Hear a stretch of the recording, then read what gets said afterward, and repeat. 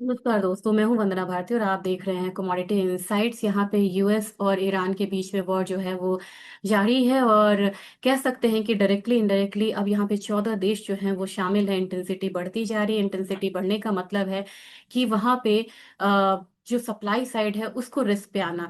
अगर supply side risk पे आता है तो भारत जैसी अर्थव्यवस्था पे, चाहे वो उनका एग्री हो, क्रूड ऑयल हो या फर्टिलाइजर्स हो, इस पे क्या इम्पैक्ट आएगा अगर वॉर यहाँ पे कंटिन्यू रहता है। इसके लिए मैंने छोटा सा यहाँ पे प्रेजेंटेशन बनाया है। होप सो आपको ये इससे थोड़ी सी क्लैरिटी आएगी। काफी ज्यादा इसमें एक क्वेरी आ रही थी कि इस पे मैं एक प्रेजेंटेशन बना के आपको दिखाऊं। तो पहले तो हम प्रेजेंटेशन देखेंगे, फिर हम थोड़ा सा यहाँ पे इसका इम्पैक्ट देखेंगे कि किस तरीके से इम्पैक्ट यहाँ पे आता हुआ दिख रहा है अपने प्राइसेस पे।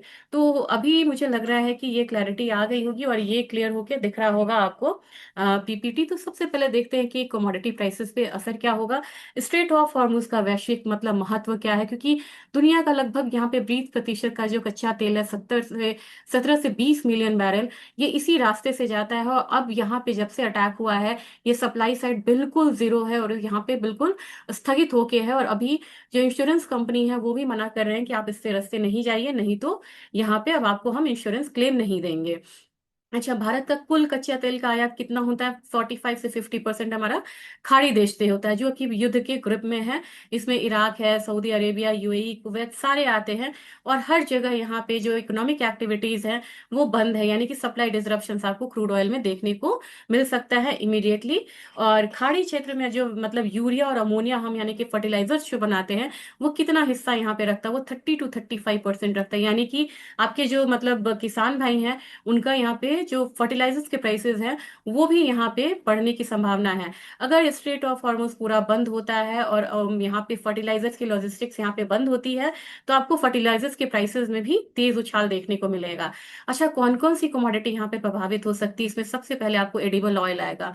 एडिबल ऑयल में आपको यहाँ पे अगर जैसे युद्ध बहुत ज्यादा दिन तक अगर रह जाता है तो वहां पे इम्पैक्ट आएगा। क्यों? क्योंकि हम 55 से 60% खाद्य तेल को आयात करते हैं और हम बाहर से कर रहे हैं। स्ट्रेट ऑफ हॉर्मुज उसका एक बहुत बड़ा मतलब रूट है। पॉम ऑयल में हम 60% इंडोनेशिया मलेशिया से कर रहे हैं, लेकिन कच्चे तेल की महंगाई का भी इम्पैक्ट आएगा। प्लस में यहाँ से मतलब कि जो हम लंबे रूट से ये खाद्य तेल या कोई भी कमोडिटी आएगी उसका भी इम्पैक्ट हमें यहाँ पे देखने को मिलेगा। तो freight charges, insurance charges, crude oil का प्राइसेस, ईंधन का चार्जेस, ये सब आपको भी फिलहाल बढ़ने वाला है अगर ये युद्ध जो है वो यहाँ पे थोड़े दिन के लिए भी ज्यादा यहाँ पे कंटिन्यू रहता हुआ दिख सकता है। अब संभावित प्रभाव यहाँ पे क्या है? ये संभावित है, इस पे आप जरूर ध्यान दीजिएगा। और जैसे ही वॉर खत्म होगा तो ये इसका इम्पैक्ट भी आपको जाता हुआ दिख सकता है। ब्रेंट क्रूड ऑलरेडी यहाँ पे $80 है। $80 से $100 तक लग रहा है कि कीमत जो है वो बढ़ती चली जाएगी अगर यहाँ पे वॉर इंटेंसिफाई होता है।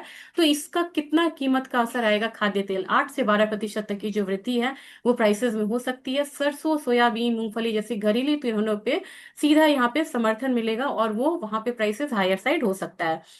उर्वरक में भारत अपना जो कहते हैं उर्वरक लागत और अगली फसल, भारत अपनी 80% से अधिक फॉस्फेट और पोटाश जो है वो यहाँ पे आयात करता है। उस पे भी आपको असर मिलेगा। इसके बाद एलएनजी गैस से भी आपको जो सप्लाई साइड है कुवैत वगैरह से, वहां पे भी आपको इम्पैक्ट आता हुआ मिलेगा। तो गैस और यूरिया आपको दोनों महंगे हुए नजर आ सकते हैं।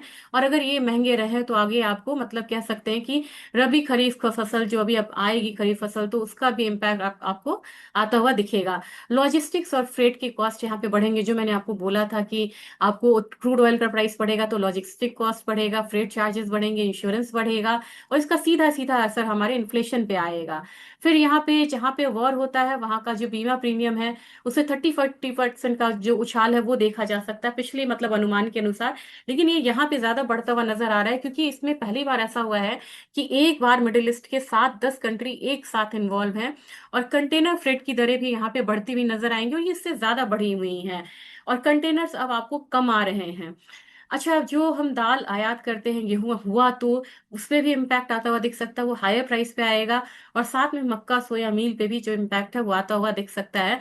और महंगा अगर प्राइस यहाँ पे हुआ तो इथेनॉल और बायोडीजल की डिमांड यहाँ पे बढ़ेगी। तो समझिए जिसका इम्पैक्ट आपको शुगर पे, मक्के पे, सब पे आता हुआ दिखेगा और ये पॉजिटिव इम्पैक्ट होगा प्राइसेस पे।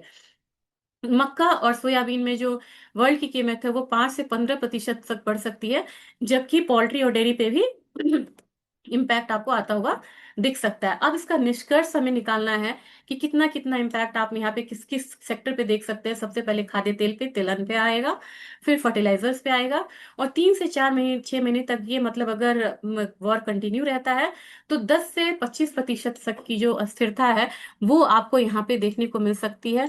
तो इसके लिए आपको तैयारी करनी होगी और इसका इम्पैक्ट भी यहाँ पे देखने को मिल सकता है। अब एक यहाँ पे छोटा सा मैं प्राइस दिखा रही हूँ सोयाबीन का, मस्टर्ड का।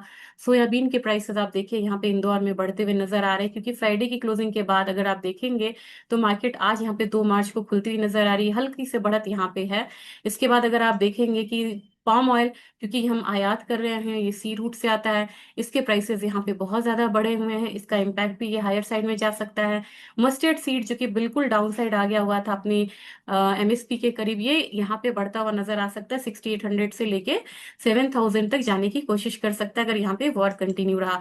तो खाद्य तेल में, मक्का में, फर्टिलाइजर्स में, इन सब चीजों में आपको एक बढ़त देखने को मिल सकती है। तो ये छोटा सा वीडियो मैंने बनाया था आप लोगों के लिए, अगर अच्छा लगा हो तो इसे ज्यादा से ज्यादा शेयर जरूर करिएगा। Thank you.